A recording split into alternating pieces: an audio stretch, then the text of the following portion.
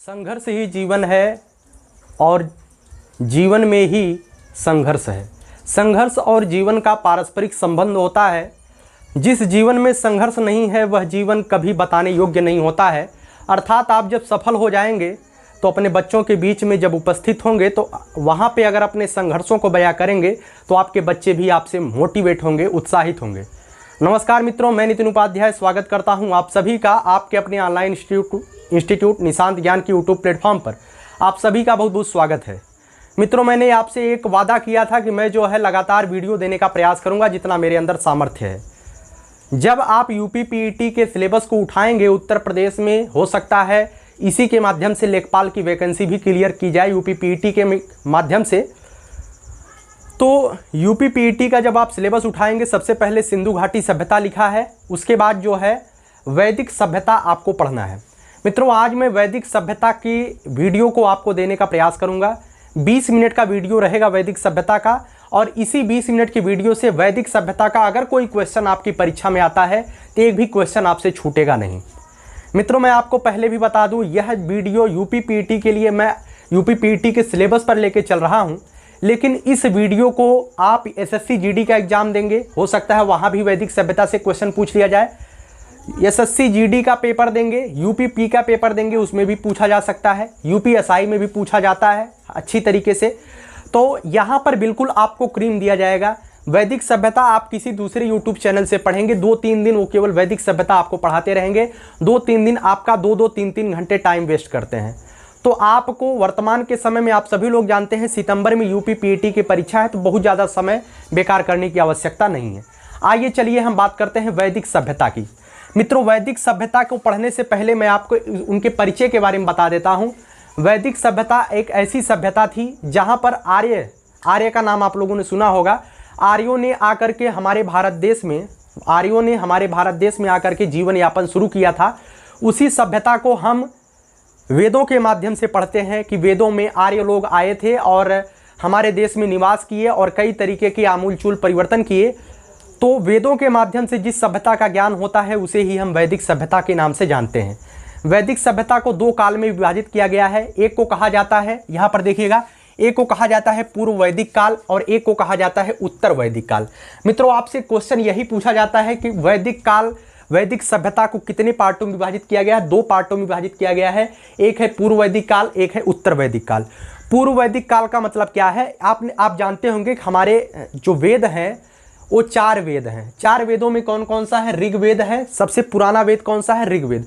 उसके बाद यजुर्वेद है, सामवेद है और अथर्ववेद है, ठीक है। लेकिन पुराना वेद कौन सा है? ऋग्वेद। ऋग्वेद के माध्यम से हम पूर्व वैदिक काल का अध्ययन करते हैं, और पूर्व वैदिक काल की जो समय सीमा है वो 1500 से लेकर के 1000 ईस्वी पूर्व के बीच है। 1500 से 1000 ईस्वी के बीच जो हम पढ़ते हैं उसे कहा जाता है पूर्व वैदिक काल।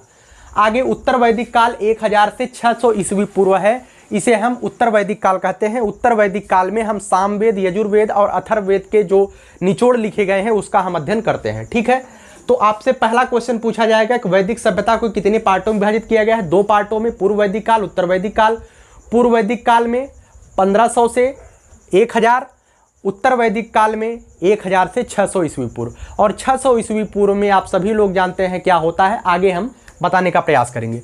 चलिए, सबसे पहले हम बताते हैं वैदिक।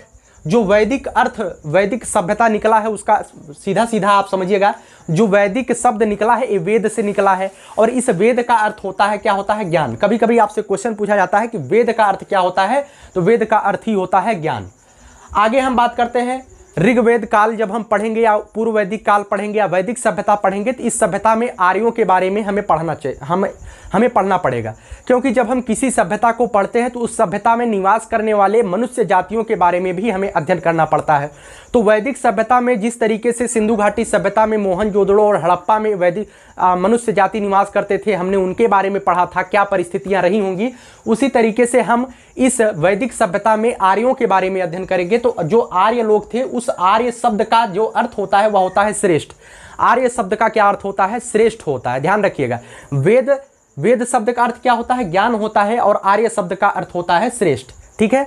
अब जब आर्य हमारे भारत देश में आते हैं तो कहीं न कहीं से हमारे भारत देश में आर्य लोग आते हैं, ठीक है। हमारे हिंदुस्तान में, हमारे आर्यावर्त में आर्य लोग आते हैं। तो काफ़ी विद्वानों ने आर्यों का मूल निवास के बारे में काफ़ी विद्वानों ने मतभेद है, अभी तक निश्चित नहीं है कि आर्य सही कहाँ से आए थे। अब 1500 ईस्वी पूर्व तो कोई जन्म लिया नहीं था कि क्लियरली बता दे। लोगों ने पुरातात्विक और वैदिक जो हमारे साक्ष्य मिले हैं उस पर हम लोगों ने विचार किया, और मैक्स मूलर महोदय ने कहा था कि आर्य लोगों का निवास स्थान था वो था मध्य एशिया। ठीक है, आर्य लोगों का निवास स्थान मैक्स मूलर महोदय ने मध्य एशिया बताया था। डॉक्टर संपूर्णानंद की बात की जाए तो डॉक्टर संपूर्णानंद ने इन्हें आर्यों के मूल निवास को आल्पस पर्वत बताया था। आल्पस पर्वत के आसपास के क्षेत्र से आए थे, जिसे हम यूरेशिया भी बोलते हैं, अर्थात यूरोप और एशिया के बीच वाला जो पार्ट होता है, जो आल्पस पर्वत वाली श्रृंखला है, उस आल्पस पर्वत की श्रृंखला से संपूर्णानंद जी बताते हैं कि आर्य लोग हमारे देश में आए थे। बाल गंगाधर तिलक की बात की जाए तो बाल गंगाधर तिलक के बारे में जानते हैं, हमारे देश के बहुत बड़े नेता थे।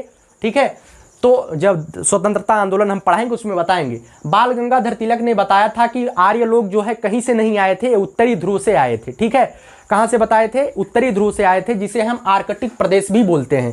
उत्तरी ध्रुव की खोज किसने किया था? अगर आपको आता है तो कमेंट बॉक्स में कमेंट कर दीजिएगा, उत्तरी ध्रुव की खोज किसने किया था। आगे बात करते हैं दयानंद सरस्वती। आर्य समाज के संस्थापक दयानंद सरस्वती जी का कहना था कि आर्य लोग हमारे देश में तिब्बत से आए थे। ठीक है, लेकिन काफ़ी विद्वानों ने अलग अलग अपने मत दिए थे, जिसके अनुसार जो सर्वविदित मत है, सबसे ज़्यादा विद्वान जिसे मानते हैं वो मध्य एशिया माना जाता है। मध्य एशिया में माना जाता है कि मैक्स मूलर साहब का जो मत है कि आर्य लोग मध्य एशिया से आए थे, वही आज सर्वविदित है, लोग जानते हैं और लोग मानते भी हैं। लेकिन ये चीज़ें भी आप ध्यान रखिए, कभी कभी पूछ लिया जाता है बाल गंगाधर तिलक के अनुसार आर्य लोग कहाँ के निवासी थे। तो बाल गंगाधर तिलक के अनुसार आर्य लोग आर्कटिक प्रदेश के निवासी थे। अब किसी सभ्यता को पढ़ने के लिए हम जानते हैं, जैसे हमने जो है हड़प्पा सभ्यता पढ़ा था, तो हड़प्पा सभ्यता में मैंने कहा वह आद्य ऐतिहासिक सभ्यता थी। वहाँ पर जो है लिखित साक्ष्य भी मिले थे और पुरातात्विक साक्ष्य भी मिले थे, लेकिन लिखित साक्ष्यों को हम पढ़ नहीं पाए थे, इसी वजह से उसे आद्य ऐतिहासिक सभ्यता कहा गया। अब वैदिक सभ्यता में जब हम आते हैं तो वैदिक सभ्यता में पुरातात्विक साक्ष्य भी हमें मिले और लिखित साक्ष्य भी मिले। अब हम यहाँ पर लिखित साक्ष्यों को पढ़ लिए हैं, इस वजह से इसे ऐतिहासिक कहा जाएगा। ठीक है, इसे क्या कहा जाएगा? ऐतिहासिक काल बोला जाएगा। इसे आद्य ऐतिहासिक काल उसे कहते हैं जहाँ हम पढ़ नहीं पाते हैं, और जहाँ पर हम पढ़ लेते हैं उसे ऐतिहासिक काल बोला जाता है। उम्मीद है कि आप समझ गए होंगे। आगे हम बात करते हैं जहाँ से हमें आर्य और वैदिक सभ्यता के बारे में जानकारी मिलती है। जानकारी के स्रोत हमें दोनों तरीकों से मिले हुए हैं, साहित्यिक भी और पुरातात्विक भी। साहित्यिक कौन से हैं? वेदों के माध्यम से हमें वैदिक सभ्यता की जानकारी होती है, तो उसे हम साहित्यिक स्रोत में रखेंगे।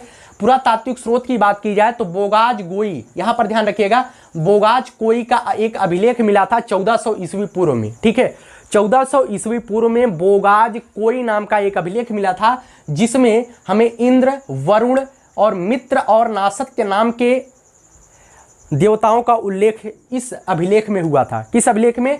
बोगाज कोई अभिलेख में 1400 ईस्वी पूर्व में इंद्र, वरुण, मित्र और नासत्य देवताओं का उल्लेख हुआ था, जिससे हम अंदाजा लगा सकते हैं कि कहीं न कहीं ऐसी सभ्यता थी। ठीक है, आइए चलिए अब हम बात करते हैं हमारे वैदिक सभ्यता में कुछ साक्ष्य मिट्टी के बर्तन भी मिले थे। मिट्टी के बर्तन, इस मिट्टी के बर्तनों के भी बारे में क्वेश्चन पूछ लिया जाता है। जो पूर्व वैदिक काल के मिट्टी के बर्तन मतलब मृदभांड का मतलब होता है मिट्टी के बर्तन। जो पूर्व वैदिक काल के मिट्टी के बर्तन होते थे उन्हें गैरिक मृदभांड कहा जाता था। क्या कहा जाता था? गैरिक मृदभांड बोला जाता है, जिसे इंग्लिश में हम OCP भी बोल देते हैं। कभी कभी क्वेश्चन पूछा जाता है पूर्व वैदिक काल के जो मृदभांड होते थे उन्हें क्या कहा जाता था? गैरिक मृदभांड, और इसे हम OCP भी बोल देते थे। उत्तर वैदिक काल जब हम पढ़ेंगे तो उसमें हमें बताएंगे, लेकिन उत्तर वैदिक काल के जो मृदभांड हमें प्राप्त हुए हैं उनमें जो है चित्रित धूसर मृदभांड है। क्या है? चित्रित धूसर मृदभांड, अर्थात ऐसे मिट्टी के बर्तन हैं जिसके ऊपर जो है चित्र भी छपे हुए हैं। ठीक है, इसे हम PGW भी बोल देते हैं। अब OCP और PGW का फुल फॉर्म आप लोग गूगल पे सर्च करके देखिएगा कि OCP और PGW का मतलब क्या होता है। जब आप किसी चैप्टर को पढ़ रहे होते हैं तो उस चैप्टर को बिल्कुल ही इत्मीनान से आपको पढ़ना चाहिए। किसी भी चीज़ में अगर आपको दिक्कत होती है तो गूगल सर्च जरूर कर लीजिए कहाँ पे आपको समस्या होती है। OCP और PGW को आप गूगल पे सर्च करिएगा यह क्या है, अगर आपको अच्छी जानकारी लेनी है। नहीं तो पूर्व वैदिक काल के मृदभांड को गैरिक मृदभांड, क्वेश्चन आपसे यही कब पूछा जाएगा, और उत्तर वैदिक काल के मृदभांड को चित्रित धूसर मृदभांड कहा जाता है। अब हम आते हैं कि जो साहित्यिक साक्ष्य प्राप्त हुए हैं वेदों के माध्यम से, वेदों से कितने क्वेश्चन पूछे जा सकते हैं, यही इतने क्वेश्चन आपको वेदों से पूछे जा सकते हैं। मित्रों सबसे पहले हम आपको बता दें कितने वेद हैं, तो वेदों की संख्या 4 है, आप सभी लोग जानते हैं। ऋग्वेद है, सामवेद है, यजुर्वेद है और अथर्ववेद है। ऋग्वेद, सामवेद, यजुर्वेद और अथर्ववेद, यही 4 वेद हैं। अब बात करते हैं ऋग्वेद की, क्योंकि पूर्व वैदिक काल हम पढ़ रहे हैं, पूर्व वैदिक काल में हम ऋग्वैदिक काल को ही पढ़ते हैं। ऋग्वेद सबसे बड़ा और सबसे प्राचीन वेद है। अगर आपसे पूछा जाए कि सबसे प्राचीन वेद कौन सा है, तो ऋग्वेद है।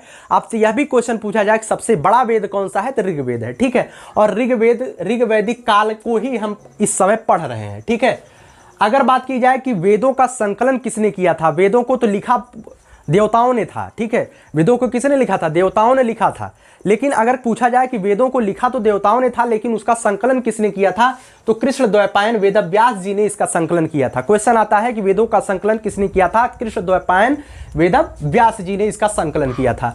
आगे हम बात करते हैं जो ऋग्वेद है उसमें कितने मंडल हैं, तो ध्यान रखिएगा ऋग्वेद में 10 मंडल हैं। 10 मंडल हैं, 1028 सूक्तियां हैं। 10 मंडल 1028 सूक्तियां हैं ऋग्वेद में।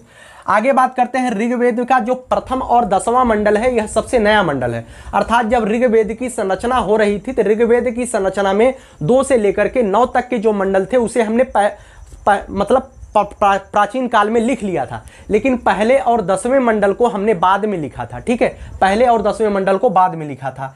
आगे बात करते हैं जो इंपॉर्टेंट मंडल है उसमें से आपसे क्वेश्चन पूछा जाता है गायत्री मंत्र का उल्लेख ऋग्वेद में किस मंडल में हुआ है, तो गायत्री मंत्र का उल्लेख ऋग्वेद के 3रे मंडल में हुआ है। अगर आपसे पूछा जाए गायत्री मंत्र, आप जब सभी लोग जानते हैं गायत्री मंत्र क्या है, ओम भूर्भुवः स्वः तत्सवितुर्वरेण्यं भर्गो देवस्य धीमहि धियो यो नः प्रचोदयात्, यह गायत्री मंत्र है। और इस गायत्री मंत्र की रचना किसने किया था, तो विश्वामित्र महाराज जी ने किया था। किसने किया था, विश्वामित्र जी ने किया था। वही रामायण जो हम टीवी में देखते हैं या रामचरितमानस में विश्वामित्र जी पढ़ते हैं, वही विश्वामित्र ने इस गायत्री मंत्र की संरचना किया था। ठीक है, आगे बात किया जाता है 7वां जो मंडल है, 7वें मंडल में दशराज्य युद्ध के बारे में बात की गई है। ठीक है, अब दशराज्य युद्ध के बारे में आपको बहुत ज़्यादा जानने की आवश्यकता नहीं है, केवल इतना जानिए कि 7वें मंडल में दशराज्य युद्ध की बात की गई है, 3रे मंडल में गायत्री मंत्र की बात की गई है, और प्रथम और 10वें मंडल का जो निर्माण हुआ है सबसे पहले हुआ है।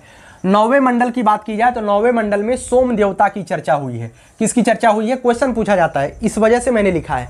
9वें मंडल में सोम देवता की चर्चा हुई। सोम देवता कैसे देवता थे, ये जो है नशा वाले देवता थे। कहा नहीं जाता है सोम रस का पान कर लीजिए, तो नशा वाले देवता थे सोम देवता। आगे हम बात करते हैं 10वें मंडल की, तो 10वें मंडल में प्रथम बार वर्ण व्यवस्था का प्रयोग हुआ है। प्रथम बार वर्ण व्यवस्था का कहीं उल्लेख हुआ है तो किसमें हुआ है, ऋग्वेद के 10वें मंडल में हुआ है। क्वेश्चन पूछा जाता है प्रथम बार वर्ण व्यवस्था जो ब्राह्मण क्षत्रिय वैश्य और शूद्र वाली वर्ण व्यवस्था थी, उस वर्ण व्यवस्था में प्रथम बार वर्ण व्यवस्था का प्रयोग, वर्ण व्यवस्था का जो आपको साक्ष्य है कहाँ पे दिखाई देता है, 10वें मंडल में दिखाई देता है। प्रथम 10वां मंडल सबसे नया मंडल। 3रे मंडल में गायत्री मंत्र की संरचना विश्वामित्र जी ने लिखा है। 7वें मंडल में दशराज्य युद्ध।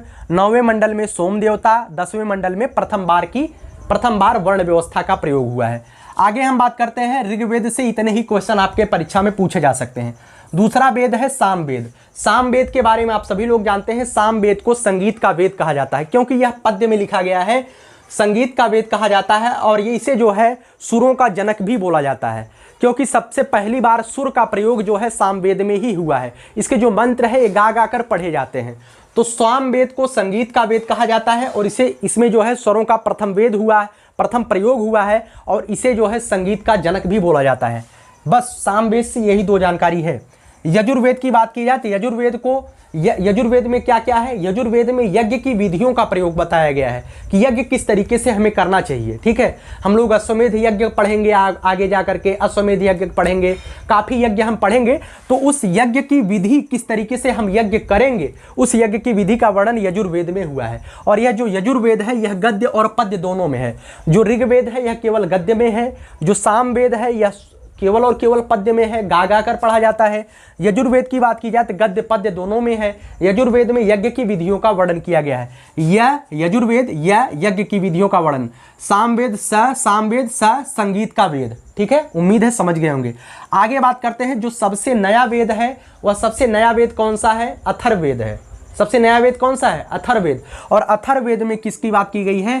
जादू टोना और वशीकरण की बात की गई है। इसमें जो है तांत्रिक प्रयोग बताए गए हैं अथर्ववेद में। अथर्ववेद ओझा, जिसे आप ओझा बोलते हैं गांव की भाषा में, तांत्रिक बोलते हैं गांव की भाषा में, वो जो तांत्रिकों को ज्ञान प्राप्त होता है ना, अथर्ववेद से ही प्राप्त होता है। अथर्ववेद में जादू टोना मंत्र जंतर और किसी को वशीकरण में करना, अब आप सभी लोग जानते हैं कि ये कैसी चीज़ें होती हैं। तो अथर्ववेद में जो है जादू टोना और वशीकरण का वेद अथर्ववेद को कहा जाता है। उम्मीद करता हूँ चारों वेद के बारे में आप अच्छे से जानकारी प्राप्त कर लिए होंगे। ये जो मैंने चार्ट बनाया है, इस चार्ट को आप अच्छी तरीके से बना लीजिएगा। इस चार्ट से भी कभी कभार क्वेश्चन पूछ लिया जाता है। जैसे सबसे पहला वेद आपका कौन सा होता है? ऋग्वेद। जो यहाँ पर वेद लिखा गया है, यहाँ पर अध्येता लिखा गया। अध्येता का मतलब होता है इसको गाने वाला। यहाँ पर उपवेद लिखा गया है, अर्थात इस वेद का कोई उपवेद भी बनाया गया है। यहाँ पर उपनिषद लिखा गया है। वेद के उपनिषद भी होते हैं, आप सभी लोग इसे जानते हैं। एक वेद का आरण्यक भी होता है, आरण्यक भी होता है, ठीक है। वेद के ये पार्ट होते हैं। वेद को गाने वाले को अध्येता कहा जाता है। वेद का जो पहला पार्ट होता है उसे उपवेद कहा जाता है। उपवेद से हम इसे उपनिषद में विभाजित करते हैं। उपनिषद से इसे हम आरण्यक में विभाजित करते हैं। कभी कभार ऐसे क्वेश्चन पूछे जाते हैं। सबसे पहला वेद कौन सा है? आप सभी लोग जानते हैं ऋग्वेद। जो ऋग्वेद का गायक होता है, जो ऋग्वेद का पढ़ने वाला होता है, उसे होत्री कहा जाता है। क्या कहा जाता है? होत्री। और जो सामवेद के गाने वाले होते हैं उन्हें उद्गाता बोला जाता है। सामवेद को उद्गाता बोला जाता है। यजुर्वेद के गाने वालों को क्या बोला जाता है? अधर्व्यू बोला जाता है। क्या बोला जाता है? अधर्व्यू, ठीक है। और जो अथर्ववेद है, और अथर्ववेद को गाने वाले को क्या कहा जाता है? ब्रह्मा बोला जाता है, ठीक है। ब्रह्मा, मैं आपको जानकारी के लिए बता दूं कि ब्रह्मा के ही एक ब्रह्मा है जिनके शरीर से मनु और शतरूपा नाम की, मनु एक पुरुष थे, शतरूपा एक स्त्री थी। इनसे ही हमारे समाज, हमारे मनुष्य जाति के निर्माण की प्रक्रिया शुरू होती है, ऐसा माना जाता है। और अथर्ववेद में ऐसी घटनाएं वर्णित हैं, ठीक है। अथर्ववेद में क्या है? अथर्ववेद के गाने वाले को ब्रह्मा, यहां से ध्यान रखिएगा, ऋग्वेद सामवेद यजुर्वेद अथर्ववेद, ऋग्वेद सामवेद यजुर्वेद अथर्ववेद। यहां से फिर एक लाइन में याद करिए, होत्री उद्गाता अथर्व्यू ब्रह्मा, होत्री उद्गाता अथर्व्यू ब्रह्मा। ऋग्वेद सामवेद यजुर्वेद अथर्ववेद, होत्री उद्गाता अथर्व्यू और ब्रह्मा, ठीक है। तो उम्मीद करता हूं याद हो गया। अब ऋग्वेद का जो उपवेद है उसका नाम है आयुर्वेद। ऋग्वेद का उपवेद है आयुर्वेद। सामवेद का गंधर्व वेद, यजुर्वेद का धनुर्वेद, अथर्ववेद का शिल्पवेद। अब इसे कैसे याद करेंगे? इसे भी इसी टेबुलर फॉर्म में याद करिए। आयुर्वेद गंधर्व वेद, धनुर्वेद शिल्पवेद, आयुर्वेद गंधर्व वेद शिल्पवेद, आयुर्वेद गंधर्व वेद, उसके बाद धनुर्वेद, उसके बाद शिल्पवेद। इस तरीके से आप याद रखिएगा। 2-3 बार आप एक बार बोल दीजिएगा। आयुर्वेद, ऋग्वेद का आयुर्वेद, सामवेद का गंधर्व वेद, यजुर्वेद का धनुर्वेद, अथर्ववेद का शिल्पवेद, ऋग्वेद का आयुर्वेद, सामवेद का गंधर्व वेद, यजुर्वेद का धनुर्वेद, अथर्ववेद का शिल्पवेद। अब इसे कैसे याद करेंगे? ऋग्वेद का आयुर्वेद आपको याद हो गया होगा। सामवेद का मतलब क्या हो? साम मतलब सोमरस।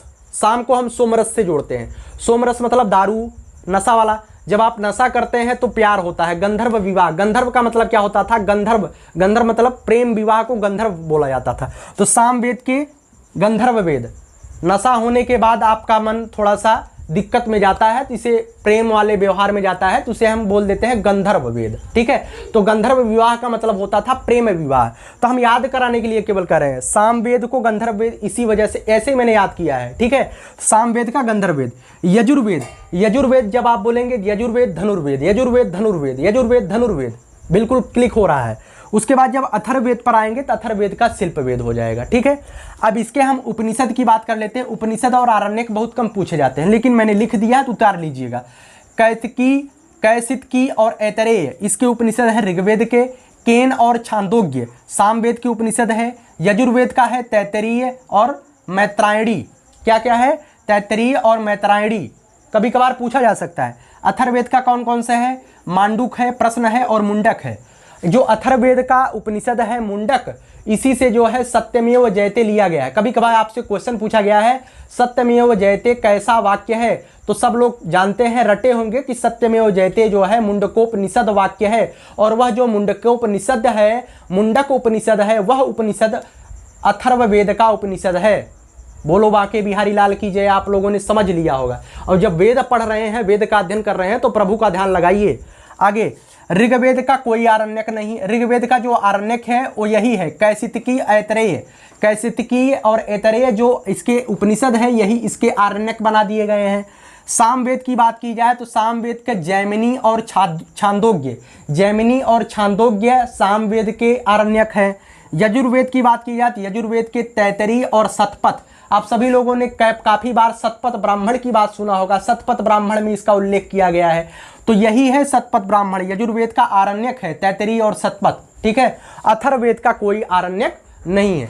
तो उम्मीद करता हूँ जो पूर्व वैदिक काल में पढ़ रहा हूँ, पूर्व वैदिक काल में पढ़ा रहा हूँ, तो पूर्व वैदिक काल का जो शुरुआती दौर था, शुरुआती जो आपके लिए जानना आवश्यक था, आपने समझ गया होगा। इस वीडियो को अगर आपको एक बार नहीं आता, 2 बार आप जरूर देखिएगा। आगे हम कुछ अब बात करेंगे पूर्व वैदिक काल में समाज की स्थिति कैसी थी। जब हम किसी सभ्यता को पढ़ते हैं तो उस सभ्यता के सामाजिक स्थिति को हम पढ़ेंगे। अभी तक हम क्या पढ़ रहे थे? अभी तक तो हमने पढ़ा कि भैया इसके जो पूर्व वैदिक काल के जो साहित्यिक स्रोत हैं, जो पुरातात्विक स्रोत हैं, तो साहित्यिक स्रोत में मैंने वेदों को पढ़ लिया और पुरातात्विक स्रोत में मैंने बोगाज गोई का अभिलेख आपको बता दिया। अब हम पढ़ेंगे कि वैदिक सभ्यता में जो आर्य लोग थे, वो आर्य लोग किस तरीके से समाज में रहते थे, किस तरीके से उनका धार्मिक जीवन था, किस तरीके से उनकी राजनीतिक जीवन थी, इसके बारे में। जीवन, राजनीतिक जीवन, धार्मिक जीवन और व्यावसायिक जीवन में किस तरीके से रहते थे, इनके बारे में भी काफ़ी ज़्यादा क्वेश्चन आपकी परीक्षाओं में, UPSSC की परीक्षाओं में पूछे गए हैं, UPP की परीक्षाओं में पूछे गए हैं। तो इसे भी पढ़ना हमारे लिए आवश्यक है। सबसे पहली बात, आर्यों का जो राजनीतिक जीवन था, हम उसके बारे में अध्ययन करते हैं। मित्रों, उस समय जो है राजनीतिक जीवन बहुत ही हल्के में हो रहा था, अर्थात उस समय धीरे धीरे शुरुआत हो रही थी। आप सभी लोग जानते हैं इस समय जो है ये लोग कबीलाई जीवन जीते थे। कबीला का मतलब एक छोटा सा कबीला बनता था, उसी कबीलाई जीवन में ये लोग जीते थे, ठीक है। कबीलाई जीवन का जो मुख्य हेड होता था उसे हम राजन बोलते हैं। राजन का जो इस समय के वर्तमान के परिस्थिति से अगर बात की जाए तो राजन राजा के पद को, राजा का जो पद धारण करता था उसे हम राजन बोलते थे, ठीक है। आगे हम बात करते हैं, इस राजन की सहायता के लिए 4 प्रकार के समितियां बनाई गई थी, 4 प्रकार के समूह बनाए गए थे और समूह से भी कभी कभी क्वेश्चन पूछा जाता है। अर्थात राजा तो बहुत ज़्यादा शक्तिशाली नहीं होता था, लेकिन राजन की सहायता के लिए 4 प्रकार के समितियां बनाई गई थी। सबसे पहली बात है, एक समिति है, दूसरा है एक सभा है, तीसरा है विदध और गण। सभा, समिति और विदध और गण, ठीक है। समिति जो है ये आम लोगों की सभा थी, इसमें सभी लोग समिति में पार्टिसिपेट कर सकते थे, अर्थात राजा के सामने सभी लोग अपनी अपनी राय रख सकते थे। जो राजन होते थे उनके सामने समिति के लोग अपनी राय रख सकते थे। ये आम लोगों की सभा होती थी। आगे जो सभा एक थी, यह सभा कुलीनों की थी, जो कुलीन वर्गों के लोग एकत्रित होते थे। कुलीन वर्गों का एक जो समूह होता था उसे हम सभा के नाम से जानते हैं। उसके बाद एक होता था विदध। जो विदध होता था वह विदध जो समिति होती थी, विदध भी एक समिति थी। ये जितने भी आप चारों पढ़ेंगे, समिति, सभा, विदध और गण, ये सभी एक समूह होते थे, एक संगठन होते थे जो राजा की सहायता के लिए होते थे। तो विदध एक समिति होती थी, एक समूह होता था। जो उपज व लूट होता था, अर्थात लोग उस समय गरीब थे तो लूट मार, इधर उधर कबीला के लोग लूट मार करते थे। तो जो लूट करते थे, जो आपस में जोत बो करके पैदा करते थे, उपज और लूट का बंटवारा करने के लिए जो समिति बनाई गई थी उसे हम विदध कहते थे। आगे गण है, गण में जो है कुलीनों की संख्या होती थी, ठीक है। सभा में भी कुलीनों की संख्या होती थी और गण में भी कुलीनों की संख्या। आगे हम बात करते हैं, इसके जो अधिकारी होते थे, इनके अधिकारियों को रत्निन बोला जाता था। क्या बोला जाता था? रत्निन। अधिकारियों को रत्निन कहा जाता था। अब इसमें जो है 4 प्रकार के अधिकारियों की बात कही गई है। जो सबसे बड़ा अधिकारी था पुरोहित। पुरोहित मतलब जो पंडित, अर्थात इस समय एक साक्ष्य लगाया जा सकता है, एक अनुमान लगाया जा सकता है। पुरोहितों की अवस्था जो थी, पुरोहितों का जो सामाजिक जीवन था वो काफी उच्च स्तर पर रहा होगा। तो पुरोहित सबसे बड़ा अधिकारी होता था। उसके बाद सेनानी होता था, तब पर पुरुष होता था, फिर अस्पस होता था। पुरोहित मतलब जो मंत्रोच्चार करते हैं, आप सभी लोग जानते हैं, पुरोहित उसे कहा जाता है। सेनानी का क्या मतलब होता है? जो सेनाओं का प्रमुख होता था उसे हम सेनानी बोलते थे। जो पुरप होता था, जो कबीला का जो किला होता था, एक मुख्य किला होता था, कबीले में एक मुख्य किला होता था, उस किले की रखवाली करने का जो अधिकारी होता था उसे हम पुरप बोलते थे। आगे जो अस्पस है, अस्पस का मतलब है गुप्तचर विभाग का जो हेड होता था उसे हम अस्पस बोलते थे। ठीक है। वर्तमान के समय में जो सेना थी वो सेना नियमित नहीं होती थी, अर्थात राजा के पास इतना ज़्यादा धन नहीं होता था कि सेना नियमित रख पाए, तो सेना नियमित नहीं होती थी। जब जरूरत पड़ता था तभी सेना आता था। एक बहुत ज़्यादा बार पूछा गया है, बलि क्या है? पूर्व वैदिक काल में बलि क्या है? आप सभी लोग डायरेक्टली लगा देते हैं। बलि का मतलब है कि जानवरों को काट करके, मनुष्य को काट करके जो देवी देवता को चढ़ाया जाता है उसे बलि कहा जाता है। नहीं, जब आप पूर्व वैदिक काल का अध्ययन कर रहे होते हैं तो उस समय अगर आपसे बलि पूछा जाए तो उस समय बलि का अर्थ होता था स्वेच्छा से दिया गया कर। वर्तमान के समय में इतनी ज़्यादा समाज कैसा था, यहाँ पर सबसे पहले लिखा गया है कि समाज जो है उस समय समतावादी होता था। एक दूसरे से लड़ाई झगड़ा तो बिल्कुल होता ही नहीं था, बिल्कुल शांतिप्रिय समाज था। और समाज शांतिप्रिय तब होता है जब समाज में आर्थिक स्थिति गड़बड़ हो। आप अपने घर में ही देखिए, आप अपने समाज में ही देखिए, जब लोग धीरे धीरे उभरने लगते हैं तो अपने आप में लड़ाई झगड़ा, उन्माद और घमंड आ जाता है। ठीक है। जब आपके पास एक फूटी कौड़ी नहीं होगी तो आप किस पर घमंड करोगे? तो उस समय भी यही था। जो बलि होता था, बलि जो है स्वेच्छा से दिया गया कर होता था। भैया आप राजा को कर दीजिए, अगर आपके पास कर देने लायक हैं, आप कर देने योग्य हैं तो आप कर दीजिए, नहीं है तो मत दीजिए। तो इसी बलि का मतलब होता है स्वेच्छा से दिया गया कर। आगे बात करते हैं। ऐसी इस पूर्व वैदिक काल में न्यायालय का उल्लेख नहीं है, अर्थात अगर किसी को ज़्यादा समस्या हो जाती थी, कोई लोग प्रताड़ित कर देते थे तो वे अपने मतलब कि अपने सामाजिक स्तर पर, अर्थात 2-4 लोग जो गृह के, घर के, कबीला के मानिंद लोग होते थे उनके बीच में ही बैठ करके न्याय कर दिया जाता था। वर्तमान के समय में गाँव में पंचायत बैठती है। ठीक है। तो वही पंचायत भी उस समय थी, उससे ज़्यादा बड़ा सुप्रीम कोर्ट और हाई कोर्ट नहीं होता था। न ही राजा का बहुत बड़ा अधिकार होता था। आप सभी लोग जानते हैं राजा तो एक कठपुतली बनाया जाता था, तो उस समय न्यायालय का उल्लेख नहीं था। पंचायत बैठा करके किसी के साथ अगर अन्याय होता था तो उसके साथ न्याय कर दिया जाता था। ठीक है। आगे राजनीतिक जीवन के बारे में इतनी ही जानकारी आपको पढ़ना है। पुरोहित, सेनानी, पुरुप और अस्पस इसके मुख्य अधिकारी होते थे। अधिकारियों को रत्निन कहा जाता था। सेना नियमित नहीं होती थी। ठीक है। बलि जो है स्वेच्छा से दिया गया कर होता था। न्यायालय का कोई उल्लेख नहीं है। आगे बात करते हैं इसके सामाजिक जीवन की। अब आर्य लोग किस तरीके से समाज में निवास करते थे उसके बारे में देखिए। समाज कैसा था? समतावादी समाज था, अर्थात कोई एक दूसरे के धन पर ईर्ष्या नहीं करता था, कोई एक दूसरे से मार झगड़ा नहीं करता था।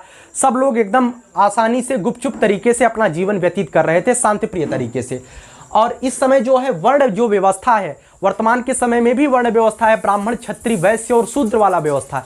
लेकिन इस समय जो वर्ण व्यवस्था थी वो कर्म पर आधारित है। और अगर बात की जाए कर्म पर आधारित जो वर्ण व्यवस्था है, सबसे पहले ऋग्वेद में 9वें मंडल में इसका उल्लेख किया गया है। ठीक है। 9वें मंडल में इसका उल्लेख किया गया है। वर्ण व्यवस्था कर्म पर आधारित थी, अर्थात अगर कोई व्यक्ति जो है मतलब कि ज्ञानवान होता था, लोगों को पढ़ा सकता था, उसे हम ब्राह्मण बोल देते थे। जो व्यक्ति थोड़ा सा बाहुबल से अब मजबूत होता था उसे हम क्षत्रिय बोल देते थे। जो व्यक्ति व्यापार में ज़्यादा ध्यान रखता था उसे हम वैश्य बोल देते थे। जो व्यक्ति निम्न कार्य करता था उसे हम शूद्र बोल देते थे। ठीक है। उस समय 9वें मंडल में इसका सबसे पहले वर्णन था वर्ण व्यवस्था। यह जो है कर्म पर आधारित था। ब्राह्मण का लड़का कभी ब्राह्मण नहीं होता था, अगर वह निम्न कार्य कर रहा तो वह शूद्र होता था।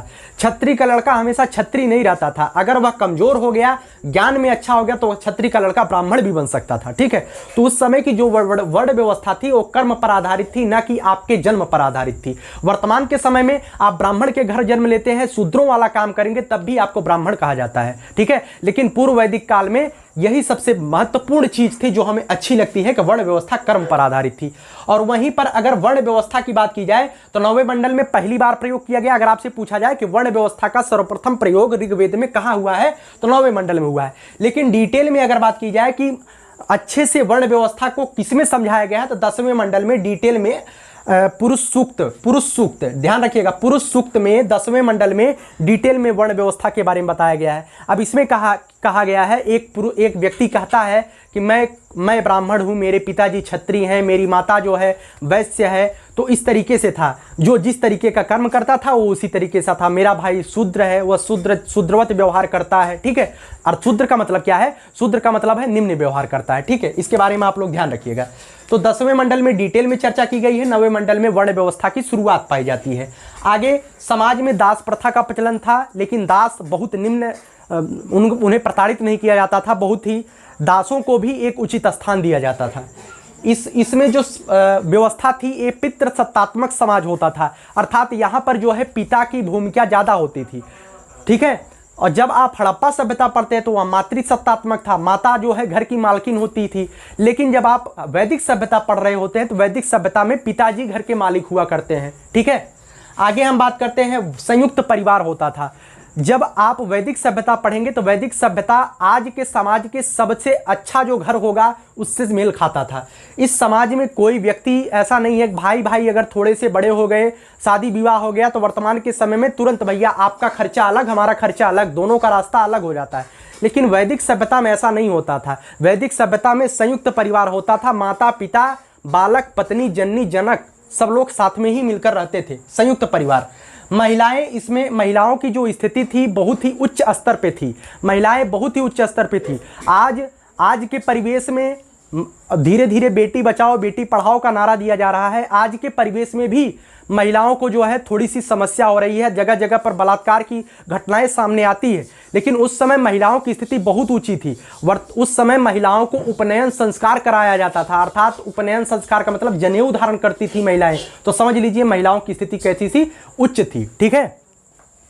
आगे हम बात करते हैं, इस समय जो है जब शादी विवाह होता था तो दहेज नहीं दिया जाता था। वर्तमान के समय में अगर आप किसी अच्छे जॉब पर चले जाते हैं तो आपके पिताजी सबसे पहले में कहेंगे भैया हमने पढ़ाई में 10 लाख रुपया खर्चा किए हैं तो हमें 10 लाख चाहिए तब लड़किया का बियाह होए। ऐसी चीज़ें आप समझते हैं। दहेज प्रथा का प्रचलन वर्तमान में है, लेकिन पूर्व वैदिक काल में दहेज प्रथा का कोई प्रचलन नहीं था। आसानी से स्त्री क्या होता है, स्त्री एक रत्न होता है। मैं दहेज प्रथा का बिल्कुल विरोधी हूँ। दहेज प्रथा, आपको दहेज लेना ही नहीं चाहिए। स्त्री एक रत्न है, उस रत्न को ग्रहण करना चाहिए, ना कि दहेज के लोभ में लेना चाहिए। आगे हम बात करते हैं, इस समाज में जो समाज के लोग थे वो शाकाहारी और मांसाहारी दोनों होते थे, अर्थात मिल जाए तो शाकाहारी भोजन भी करेंगे, मिल जाए तो मांसाहारी भोजन भी कर लेते थे, अर्थात सर्वाहारी थे। इस समय जब महिलाओं की स्थिति अच्छी थी तो 3 ऐसे महिलाएं, विदुषी महिलाएं थी जिनका नाम बहुत ज़्यादा बार बताया गया है, अपाला, घोषा और लोपामुद्रा। अपाला, घोषा और लोपामुद्रा इस समय की सबसे महत्वपूर्ण विदुषी महिलाएं थी, अपाला, घोषा और लोपामुद्रा। आगे बात करते हैं, इनके आर्थिक जीवन की हम बात कर लेते हैं। इनका जो आर्थिक जीवन था दोस्तों, वह आर्थिक जीवन मुख्य रूप से पशुपालन पर आधारित था। किस पर आधारित था? पशुपालन पर। ये लोग खेती बहुत कम करते थे, दूध तथा दूध से बने हुए पदार्थों का ज़्यादा सेवन करते थे। ये लोग मांस बहुत कम खाते थे, दूध ज़्यादा होता था, पशुपालन ज़्यादा करते हैं, दूध ज़्यादा होता था, दूध से दूध, दही, घी इत्यादि दूध से बने पदार्थों का सेवन ही ये लोग ज़्यादा करते थे।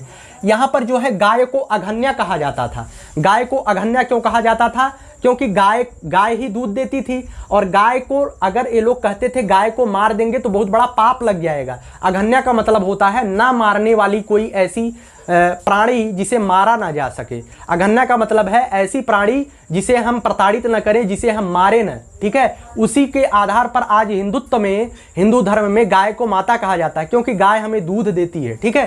तो अघन्या कहा गया है गाय को पूर्व वैदिक काल में, और इस अघन्या शब्द का प्रयोग 176 बार ऋग्वैदिक काल में हुआ है। 176 बार क्वेश्चन पूछा जाता है कि अघन्या शब्द का प्रयोग ऋग्वैदिक काल में कितनी बार हुआ है, तो 176 बार। आगे हम बात करते हैं, इस समय के लोग घोड़े का प्रयोग भी करते हैं, ऐसे साक्ष्य हमें मिले हैं। आगे हम बात करते हैं, कृषि का महत्व बहुत ही कम था। मैंने पहले ही बताया ये लोग खेती बहुत ज़्यादा नहीं करते थे, ये लोग पशुपालन बहुत ही ज़्यादा करते थे। अघन्या शब्द का प्रयोग ऋग्वेद में 176 बार हुआ है, ठीक है। कृषि शब्द का प्रयोग जो है 24 बार हुआ था। आप समझ सकते हैं पशुपालन कृषि में कितना अंतर था, बहुत ही कम खेती होती थी। आगे चलिए कुछ हम और बात बता देते हैं। आर्थिक जीवन में इस समय तक मुद्रा की खोज नहीं हुई थी, वस्तु विनिमय होता था। वस्तु विनिमय में ज़्यादा से ज़्यादा गाय, हम भैया गाय दे रहे हैं, आप अपना घर दे दीजिए। गाय को लेकर के कई बार कबीला कबीला में युद्ध होता था। गाय बहुत ही महत्वपूर्ण चीज उस समय होती थी, ठीक है, क्योंकि गाय से दूध निकलता था और दूध ही उनका मुख्य भोजन हुआ करता था। तो गाय बहुत बड़ी चीज होती थी उस समय। तो मुद्रा की खोज नहीं थी, वस्तु विनिमय प्रणाली प्रचलित थी, वस्तु के बदले में वस्तु। आगे है उद्योग सीमित मात्रा में होता था। जब ये लोग खेती करते ही नहीं थे तो उद्योग क्यों करेंगे, लोग पैदल चलते थे। इस समय क्या क्या था, जो दरवाजा वरवाजा बनता था अर्थात बढ़ई गिरी वाला काम हो जाता था, और एक रथ बनता था। जो राजा थे, अधिकारी थे, बड़े बड़े जो कुलीन वर्ग के थे, और रथों पर घोड़े के साथ चलते थे। तो रथकार और बढ़ई गिरी यही दो उद्योगपति हुआ करते थे। बढ़ई गिरी जो बढ़ई था, जो कारपेंटर था, और जो रथ बनाने वाले होते हैं रथकार, यही दो उद्योग यहाँ पर थे। आगे बात करते हैं, इस समय जो है आंतरिक व्यापार ही होता था, अर्थात कबीला कबीला के बीच व्यापार होता था। ऐसा नहीं है भारत के लोग श्रीलंका से व्यापार करेंगे, क्योंकि इनकी नौसेना बहुत कमजोर थी, ठीक है। अंतिम बात करते हैं इनके धार्मिक जीवन की। इनका जो धार्मिक जीवन था मित्रों, वह बहुदेववादी था। ये लोग कई देवी देवताओं को मानते थे, ऐसा नहीं है केवल एक ही देवता को मानते थे, बहुदेववादी थे। इन्होंने ही बताया वर्तमान के समय में भारत देश में 33 करोड़ देवी देवताएं हैं। उस समय भी 33 करोड़ देवी देवताएं थे, ठीक है, लेकिन उसमें से कुछ प्रमुख देवी देवता थे जिन्हें बांटा गया था। अंतरिक्ष के देवता, पृथ्वी के देवता और आकाश के देवता। अंतरिक्ष के देवता में इंद्र को सबसे महत्वपूर्ण देवता माना गया था। इंद्र अंतरिक्ष के देवता थे। मारुत अंतरिक्ष के देवता थे। आप मारुत पवन सुत भगवान चंद्र की, आप सभी लोग जानते हैं हनुमान जी के एक नाम है मारुत, ठीक है, हनुमान जी का नाम है मारुत। तो इंद्र, मारुत, रुद्र और वायु, ये तीनों का कहा जाता था, ये अंतरिक्ष के देवता हैं। इंद्र, मारुत, रुद्र और वायु। बात की जाए पृथ्वी के देवता की तो अग्नि, पृथ्वी, सोम और बृहस्पति। अग्नि, पृथ्वी, सोम और बृहस्पति ये पृथ्वी के देवता हुआ करते हैं। आकाश की बात करें तो आकाश में सूर्य, वरुण, उषा, सविता और विष्णु, ये तीनों चार पांच जो लिखे हैं, इन्हें जो है आकाश के देवता के रूप में जाना जाता है। एक बार फिर, इंद्र, मारुत, रुद्र, वायु को अंतरिक्ष के देवता, अग्नि, पृथ्वी, सोम, बृहस्पति को पृथ्वी के देवता, सूर्य, वरुण, उषा, सविता, विष्णु को आकाश के देवता के रूप में जाना जाता था, ठीक है। उसके बाद देखिएगा कुछ इंपॉर्टेंट पॉइंट है। इंद्र को प्रमुख देवता कहा जाता था, क्योंकि ऋग्वेद में 250 मंत्र इंद्र के बारे में ही लिखा गया है, ठीक है। तो इंद्र सबसे प्रमुख देवता थे। आपसे क्वेश्चन पूछा जाएगा वैदिक सभ्यता के पूर्व वैदिक काल के सबसे प्रमुख देवता कौन थे, तो इंद्र थे। सबसे महत्वपूर्ण चीज कौन थी, तो अगन्या थी, गाय थी, ठीक है। अग्नि को मध्यस्थ का देवता कहा जाता था। इनका प्रयोग 200 बार किया गया है। इनका प्रयोग 200 श्लोकों में अग्नि का प्रयोग किया गया है। अग्नि को मध्यस्थ का देवता आज भी कहा जाता है। जब आपके घर हवन होता है तो हवन में सबसे पहले अग्नि प्रज्वलित कराई जाती है। कोई भी विवाह के बंधन में बंधता है तो अग्नि प्रज्वलित कराई जाती है, अग्नि के फेरा लिया जाता है। तो अग्नि को साक्षी मान करके भगवान तक उस बात को पहुंचाया जाता है कि मैं आज यह काम आपके सम्मुख कर रहा हूं और इस बात को आप भगवान तक पहुंचाइए। तो अग्नि को जो है भगवान और मनुष्य के बीच का देवता कहा जाता था। अग्नि को मध्यस्थ का देवता कहा जाता था। इनका प्रयोग 200 बार किया गया है। आगे बात करते हैं वरुण, जो वर्षा कराते थे। उस समय इंद्र वर्षा के देवता नहीं थे जो बरसात कराते हैं। उस समय वरुण जो है वर्षा के देवता के रूप में प्रचलित थे। आगे बात करते हैं सविता। सविता क्या है, सविता का मतलब है चमकता सूर्य। सविता का मतलब दोपहर के समय का जो सूर्य है वो चमकता सूर्य कहा जाएगा। दोपहर के समय का सूर्य को सविता कहा जाता है और इसी सविता पर गायत्री मंत्र का उल्लेख किया गया है। गायत्री मंत्र किसके लिए लिखा गया है, सविता के लिए लिखा गया है, चमकते सूर्य के लिए लिखा गया है। आप लोग गायत्री माता एक है, डायरेक्टली आप लगा देंगे गायत्री मंत्र का जो प्रयोग किया गया है वो गायत्री माता के लिए किया गया है। नहीं, गायत्री मंत्र का प्रयोग सविता के लिए किया गया है। ये सविता जो है चमकते सूर्य का देवता थे। चमकते सूर्य के देवता को सविता कहा जाता था, ठीक है। चमकता सूर्य दूसरा है, उगता सूर्य दूसरा है। यहाँ पे ध्यान रखिएगा, मित्र जो है उगते सूर्य को कहा जाता था। एक भगवान होते थे मित्र, मित्र भगवान का नाम ही था मित्र। उस समय एक देवता का नाम था मित्र, मित्र को उगता सूर्य बोला जाता था। एक थे पूषण। पूषण जो है पशुओं और औषधि के देवता थे। किसके देवता थे, पशुओं और औषधि के देवता को पूषण कहा जाता था। आगे बात करते हैं सोम देवता की। सोम देवता जो है वनस्पति के देवता हुआ करते थे, ठीक है। तो सोम मतलब जो सोम रस का पान करते हैं, वनस्पतियों से जो है रस निकाले जाते थे। कहीं अंगूर का रस निकाला जाता था, उसे सड़ाया जाता था, कहीं पर जो है महुए का रस निकाला जाता था, उसे सड़ाया जाता था, उसे सड़ा करके पीने में जो है थोड़ा सा नशा होता था, उसे ही सोम देवता कहा जाता था, सोम रस कहा जाता था। काफ़ी दिनों तक इस सोम रस का पान चल रहा है। वर्तमान की परिस्थिति में आप सभी लोग जानते हैं सोम रस में सभी लोग रम गए हैं, ठीक है, लेकिन बहुत ही ज़्यादा हानिकारक है। अब हम थोड़ी सी बात आपसे कर लेते हैं। अगर वीडियो आपको अच्छी लगती है तो मैंने आपके लिए मेहनत किया है, मैंने बताया है। कुछ मित्र कहते हैं भैया आप हिंदी शुरुआत कर दीजिए। मैं हिंदी कैसे शुरुआत करूं? मैं अकेले ही काम करता हूं। अकेले काम करने के अंदर जितना मेरे अंदर सामर्थ्य है मैं देने का प्रयास करूंगा। अभी कुछ दिनों तक मैं subject wise, topic wise video बनाऊंगा, बिल्कुल पीटी पर आधारित रहेगा, बिल्कुल लेखपाल बनने पर आधारित रहेगा। उसके बाद ये चीज़ें जो है लेखपाल के लिए ही नहीं है, यूपीपी के लिए हैं, एसएससी जीडी के लिए हैं, यूपीएसआई के लिए हैं। आज हम वैदिक सभ्यता के एक पार्ट को ख़त्म किए हैं, पूर्व वैदिक काल या ऋग वैदिक काल। जो कल वीडियो जाएगा वह वीडियो जो है उत्तर वैदिक काल पर रहेगा, ठीक है। इसके नेक्स्ट वाला वीडियो तब जाकर के आपकी वैदिक सभ्यता समाप्त होगी। अगर इतना आप पढ़ लेते हैं तो एक भी पॉइंट आपसे छूटेगा नहीं, मैं गारंटी के साथ कह सकता हूं। और इसको पढ़ने के लिए अगर आप 2 घंटा बर्बाद करते हैं तो आप कहीं ना कहीं गलती कर रहे हैं। ज़्यादा से ज़्यादा मैं आपसे यही रिक्वेस्ट करूंगा, वीडियो को शेयर कर दीजिएगा, जिससे ज़्यादा से ज़्यादा मित्रों का लाभ हो। इस काम को करने में मेरा कोई व्यक्तिगत स्वार्थ नहीं है, मैं आपसे पहले भी बताया हूं, मेरा कोई भी व्यक्तिगत स्वार्थ नहीं है इस काम को करने में। केवल मेरा एक पैशन है, शौक है वीडियो को बनाना, अपने नाम को दूसरों तक पहुंचाना। लोग मर जाते हैं लेकिन पैसा कमाना हर चीज़ नहीं होता है। पैसे के साथ साथ आपका सामाजिक स्टेटस भी बना रहे, और इसी सामाजिक स्टेटस के लिए ही मैं ये वीडियो बनाता हूँ। पैसा तो लोग कमाते हैं लेकिन सामाजिक स्थिति लोग बरकरार नहीं रख पाते हैं। और मेरा जो उद्देश्य है, मेरा जो सपना है, पैसा तो मैं कहीं से अर्जित करूँगा, कन्फर्मली कहीं से अर्जित कर भी रहा हूँ, लेकिन जो हमारा सामाजिक स्टेटस है वह सामाजिक स्टेटस अगर हमें लोग इस माध्यम से जानते हैं, यूट्यूब के प्लेटफॉर्म से जानते हैं, सबसे बड़ी बात यही होती है। मेरा कोई व्यक्तिगत स्वार्थ नहीं है। वीडियो को आप शेयर, लाइक और सब्सक्राइब करके आप अगर गुरु दक्षिणा देना चाहते हैं तो ऐसे ही दे सकते हैं। और बकिया मैं आपसे किसी पैसे की मांग नहीं करूंगा कि इतना आप दीजिए तब मैं पढ़ाऊंगा, बिल्कुल नहीं करूंगा। और उम्मीद है कि मैं जल्दी क्या कभी पैसे की मांग करना नहीं चाहूँगा, ठीक है। जितना मुझे मिलता है यूट्यूब के माध्यम से वही मेरे लिए पर्याप्त है, इससे ज़्यादा मुझे कुछ नहीं चाहिए। बहुत बहुत धन्यवाद वीडियो को देखने के लिए। अपना प्यार और सपोर्ट अपने भाई के ऊपर, नितिन उपाध्याय के ऊपर इसी तरीके से बनाए रखिए। बहुत बहुत